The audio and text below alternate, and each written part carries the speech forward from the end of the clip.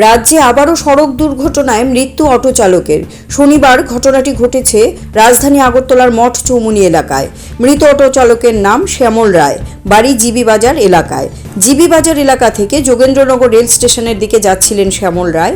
ওই সময় মঠ Chowmuhani traffic point এলাকায় কোনো একটি গাড়ির সাথে শ্যামল রায়ের গাড়ির মুখোমুখি সংঘর্ষ হয়। এতে ঘটনাস্থলে মৃত্যু হয় তার।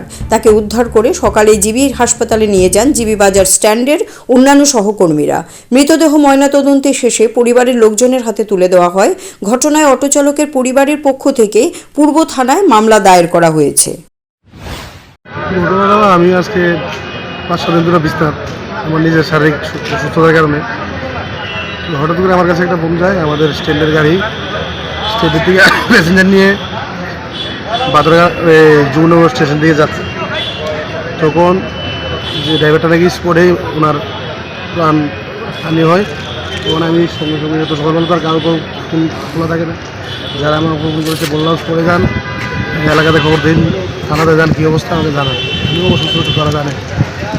আমাদের সিন্ডিকেটের যিনি আছেন শাখার দায়িত্বে নাগরজলার বিকাশ সোম, ওনাকে ফোন করা হয়, ওনার বাড়িতে লোক পাঠানো হয়, যারা আছেন নেতৃত্ব ওনাদেরকে খবর করা হয়। আমাদের শ্রমিকরা ছুটে দিচ্ছে, মারা গেছে, এখানে আনা হলো, এখান থেকে মর্গে বডি ঢুকিয়ে বাড়িতে গেছে। তখন আমি আস্তে আস্তে আমার তো আর এমনিতেই শারীরিক নিজেরই শরীর অসুস্থ, তার উপরেও তো একটা বনমতে হতো কত মানে বেদনায়ক যে একটা ঘটনা।